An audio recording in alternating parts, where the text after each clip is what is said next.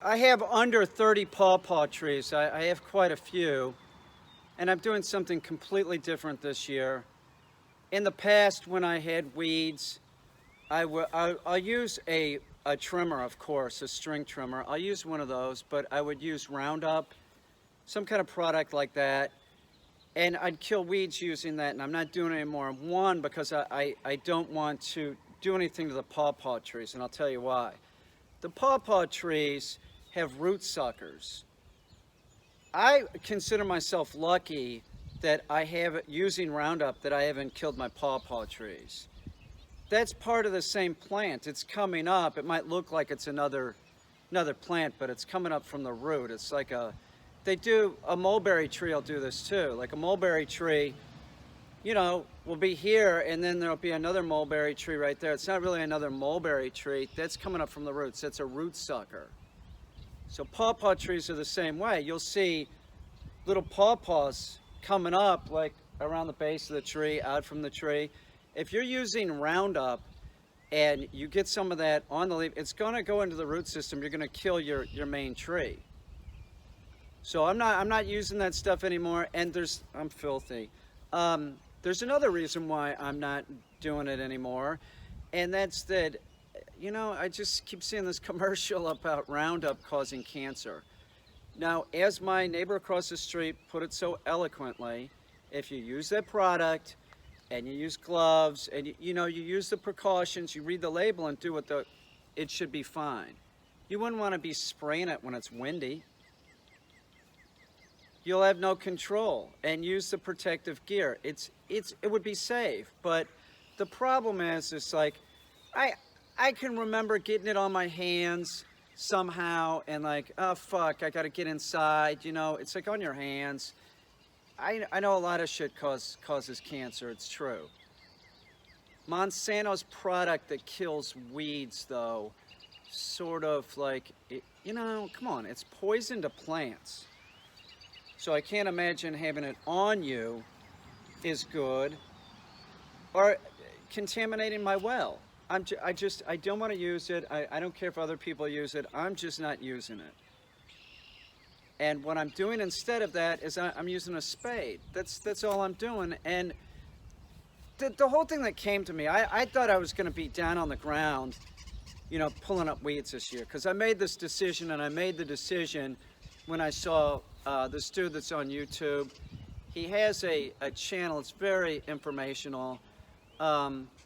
He's a really informative guy, and he's a good teacher. I don't know if he is a teacher, but he clearly is on YouTube. His name's Adam Haritan.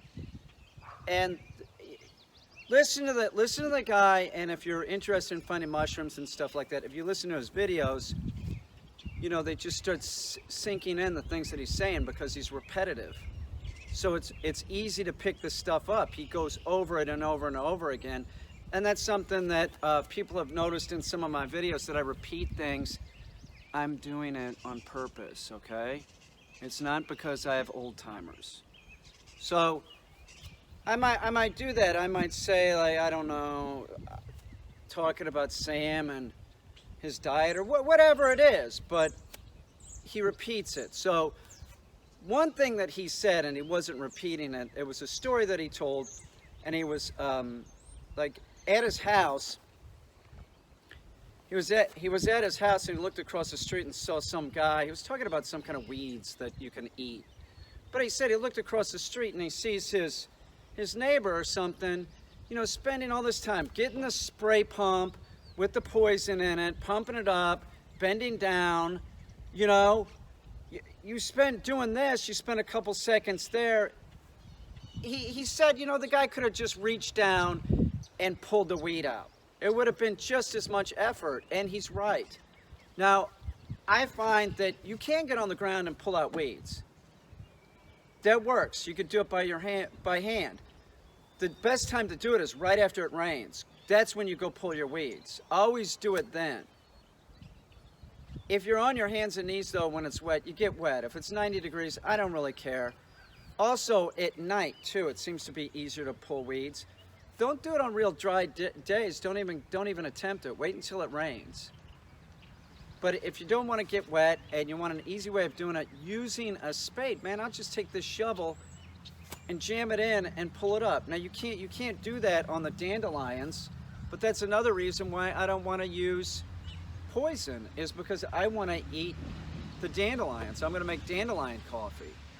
I don't want that fucking crap back here. Also, there's another reason why I don't like it, and that's that dogs will eat grass. I don't want them eating grass, but I'm not, you know, I'll be back here with them and I'll look over and it's fucking Ike chewing on grass. Like, dude, knock it off, get over here. You gotta tell your dogs not to do that. Don't let them just eat grass. It's undigestible too. It's totally undigestible. Either they're gonna throw it up or they're gonna poop it out. It's gonna look the same. So don't let your dog eat grass. I hear people think that that's like the dog eating vegetables or something. No, it's not. It's totally undigestible.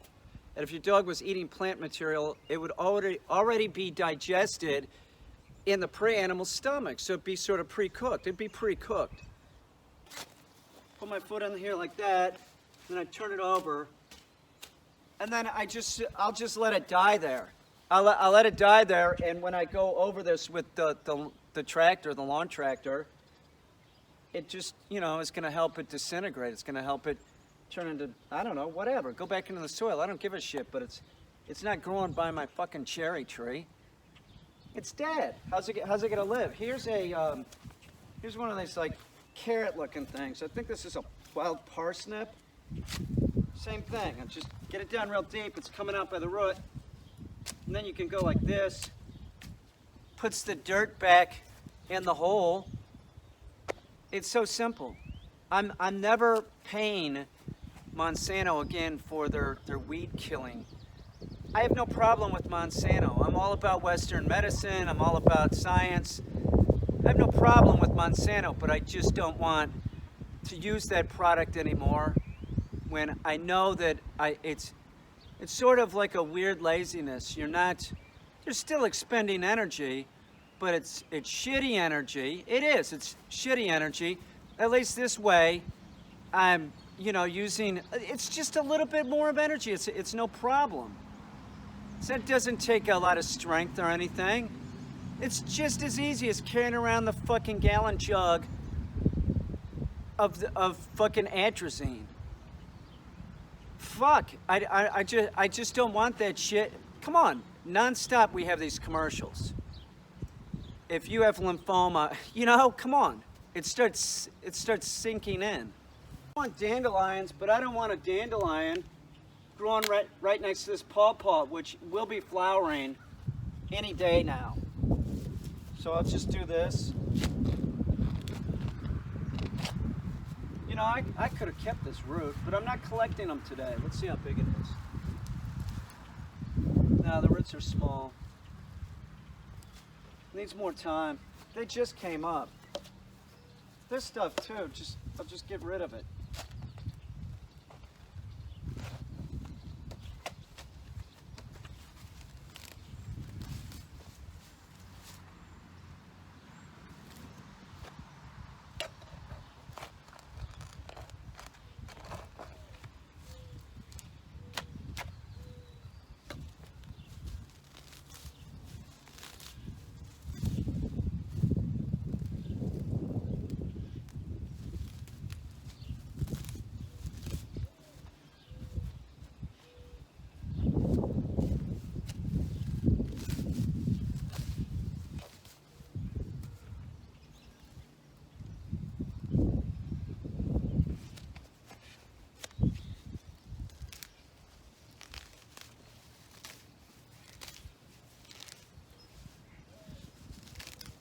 There.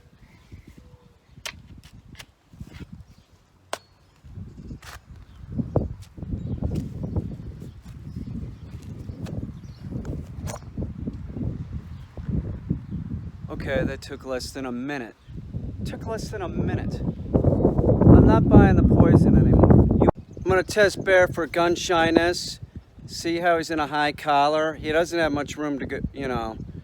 He's not going to get a lot of movement if he does have gun shyness. Now, I suspect he does have sensitivity to sounds. he's here, I'm going to deal with it. So right now I'm going to step back about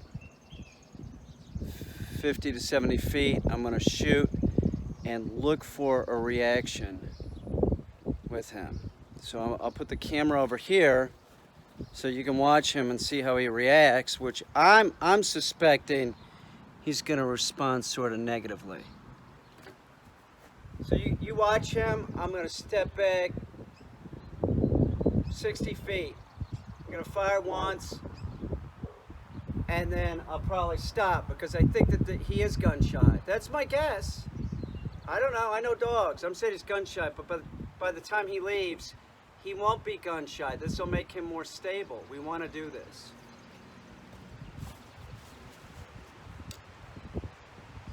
Good boy. Sit. Sit. Bear, sit. Bear, sit. Bear, no, look. Bear, sit. Sit. No, bear, sit. Sit. That's good. Sit. Good boy. Sit. Good job, buddy.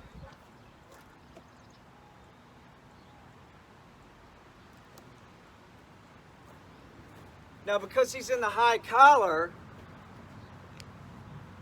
we kept it positive. If he wouldn't have been on a leash and in the high collar and I would have shot the gun, he would have tore off. Don't do this unless the dog's in the high collar. You don't want them, gaining anything. So that the dog that you fire the gun, and most of the dogs are gun shy.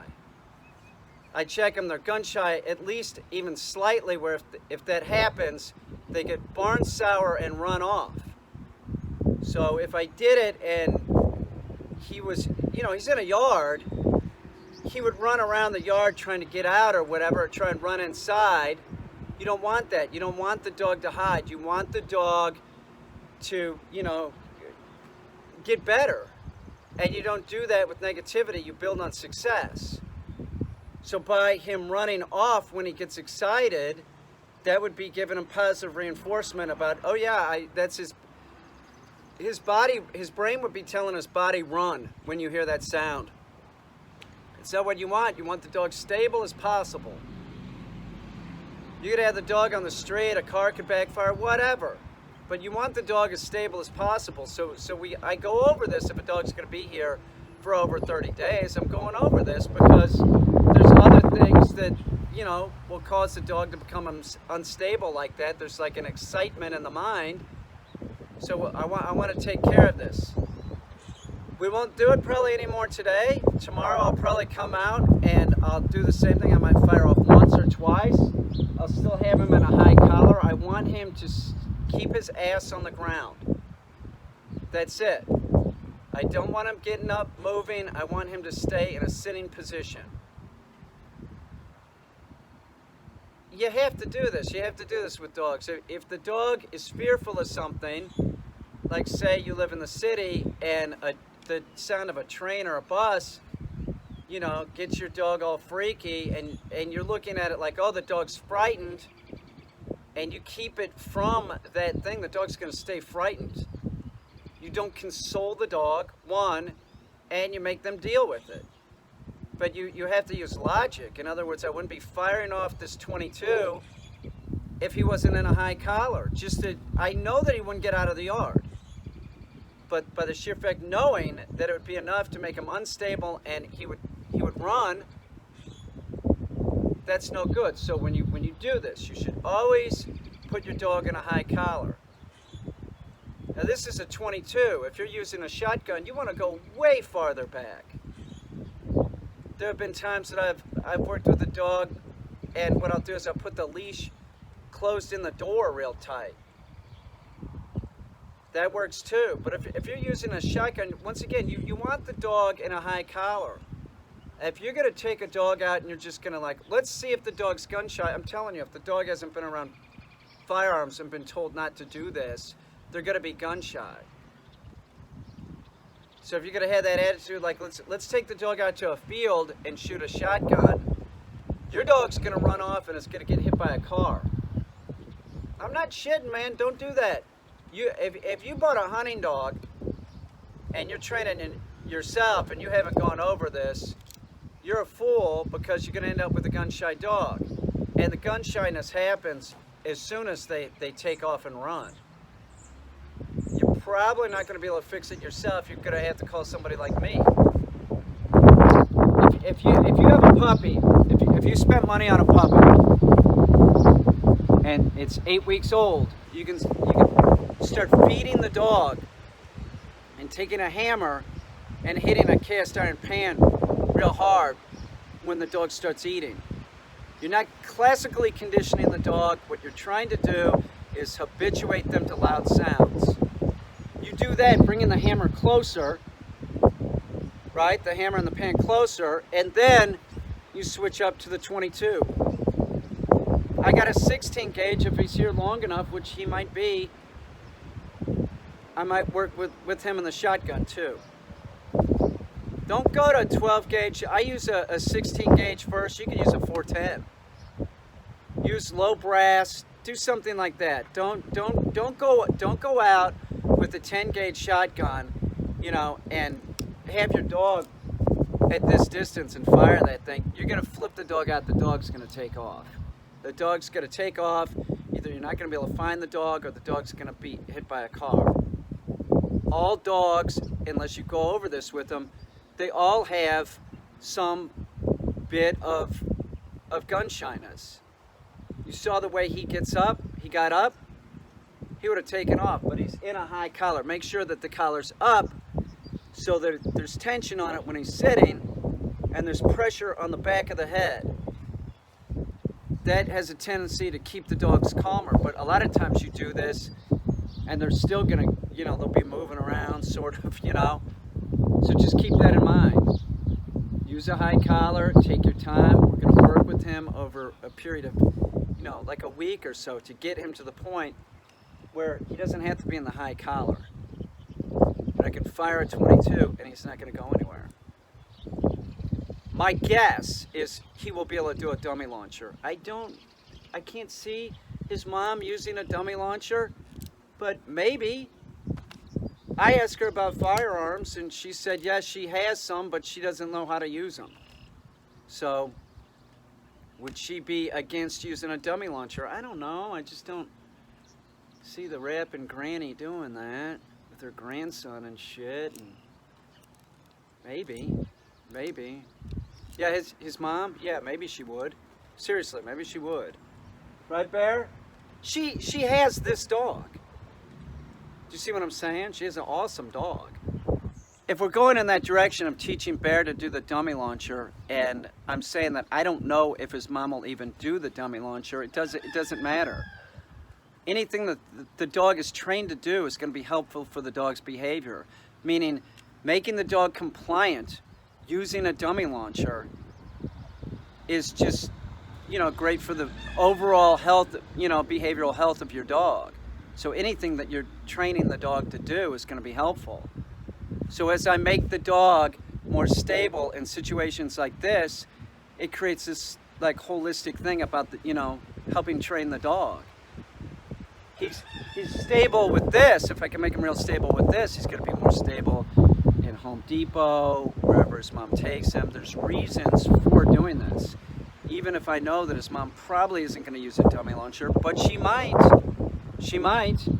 And when she comes up here, I'll definitely, you know, we'll use the dummy launcher and, you know, she'll get to try it.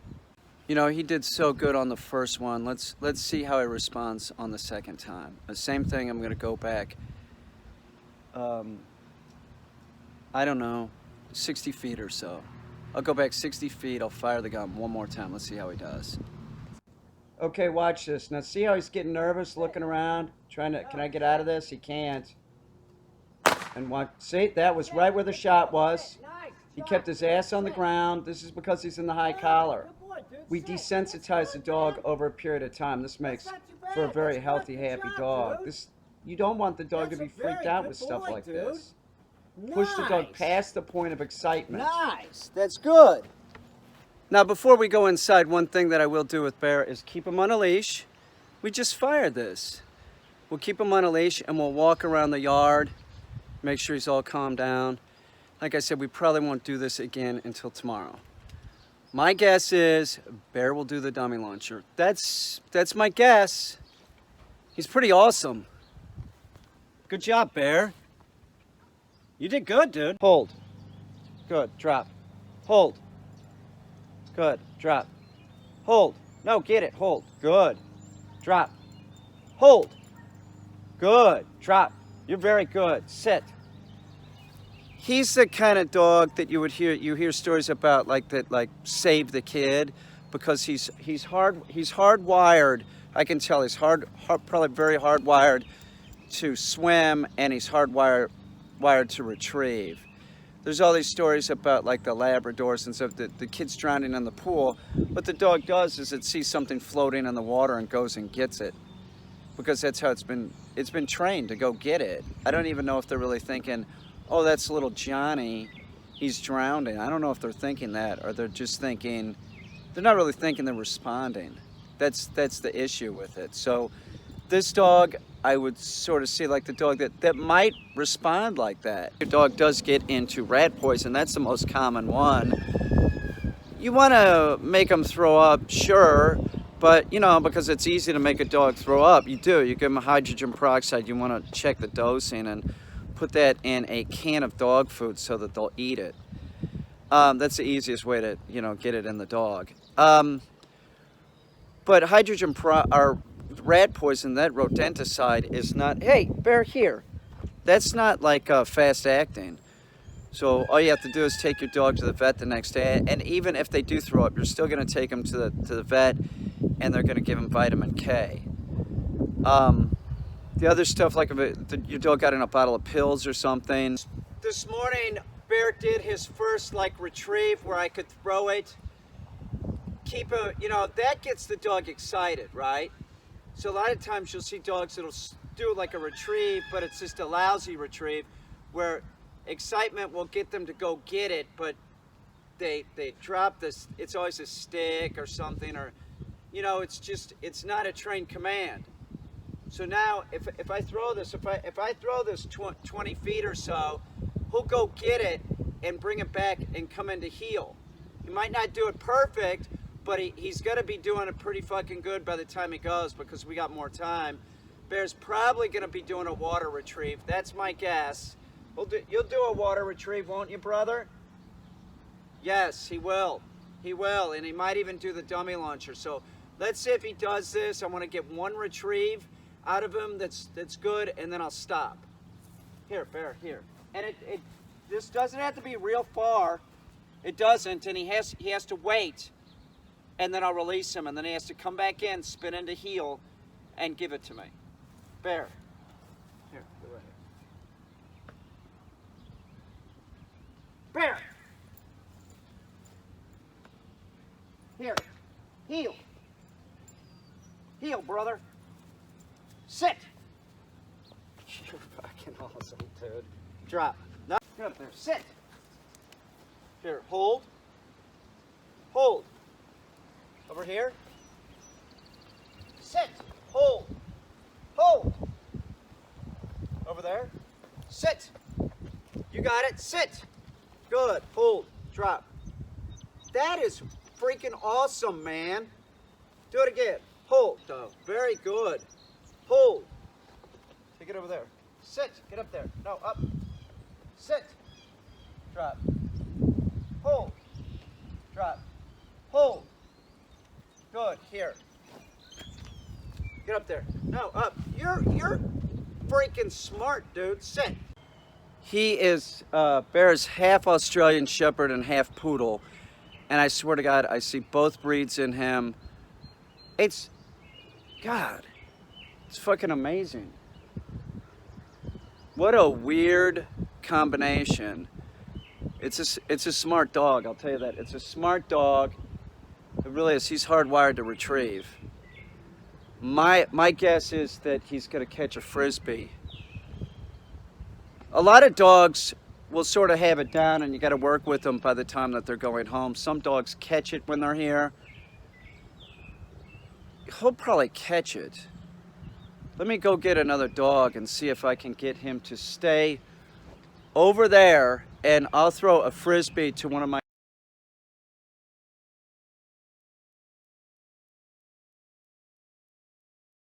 dogs, and that'll help.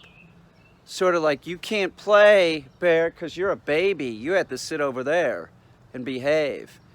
And then if he sees, like, it's sort of monkey see, monkey do. They still have to, you know, be able to hold the object. You have to teach the dog to hold the object, the frisbee. But it seems to help. It's not a guarantee that he's going to catch it by watching Billy or Brewster do it. That's not a guarantee, but it seems. I'll use Tonka. Tonka's ridiculous looking. He is. He's. Maybe I'll get Billy. Billy's a badass. Let me go get Billy. Billy is absolutely a badass when it comes to frisbee. You'll see what I mean.